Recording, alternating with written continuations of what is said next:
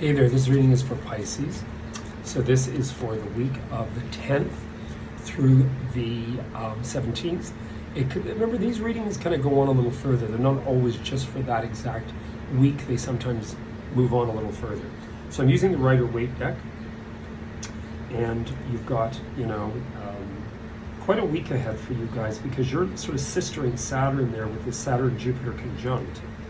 And one of the things you've got in your reading in here, your first aspect of the reading is courage, but not losing control. Do you know there's quite an influence of the Strength card in regards to looking at it? Because the Strength card means, how does she actually handle the beast? How does she work with the beast? How does she remain in composure against the beast? And what it means is there's a moderate way and a very sophisticated way to be able to handle yourself through confliction and stress. And you've got that in here, rather than all hell breaks loose and losing it. Because if all hell breaks loose and you lose it, you're going to look like you're guilty. So you just want to be a little bit careful, Pisces, when you're dealing with interaction. Even though you might be annoyed, and some of my clients that are in Britain with all that's going on, or others that are dealing with other things, you've got to be able to deal with this really well. You've got to keep your composure. So that's number one. The second thing in here too is this making away with. This fear of, this Seven of Swords, like this confliction. This can sometimes mean deception. Are we the ones deceiving? Are we feeling as though someone's deceiving us? Maybe we're looking at the wrong person as deceptive. Maybe we're going to find out that the deception is actually being brought about by somebody we initially trusted. Oh, they're going to help me, they're going to work with me, and in the end they don't. So just be a little bit careful in regards to that. But then you have the Eight of Wands, and I had mentioned that in one of your earlier readings months back. I think it was in May or June, when I said to Pisces, is this going to be worth the fight? Is this the battle of your life that you really want? Or are you deluding yourself? Have you not recognized that with every transformation and ending, we can't go back to same old? We can't keep going back and thinking that if we return to this, if I go back and hang around with these people, now that all this has concurred in my personal life, it's going to be the same. It's like when people divorce and they try to hang around with people they hung around with as a couple, it doesn't work anymore.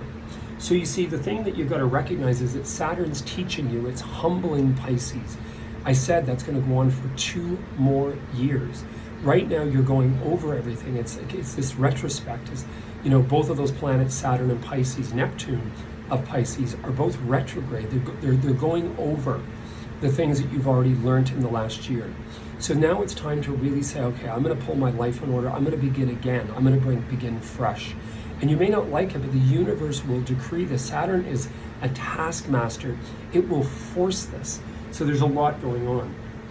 You then have the Chariot card, which means, with the arrows of love, with that Eight of Wands, you're going to start to get it. You're going to start to get, okay, I want this fresh beginning. This is, again, that gossipy energy. Be very careful again, because remember something, when we interact with somebody and we reiterate to them, they're talking about this to other people.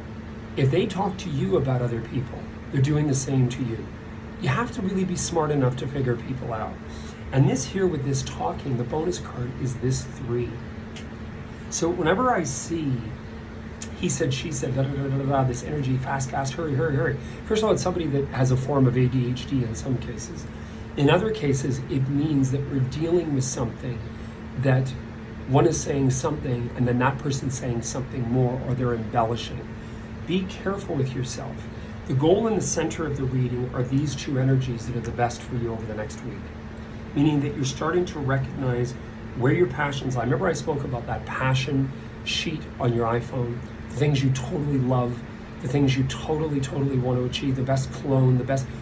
These are the passionate things, not the negative things. And if we keep finding ourselves going back to the negative without resolution, then we're actually dragging around a hell of a lot of weight. But anyway, I wish you guys the best. I am available if you are interested in a personal consultation. You can give me a call. You can even do it on Skype. You can do whatever. I usually call you back if you're stateside. And other than that, I wish you the best. You heard it here first. Cheers.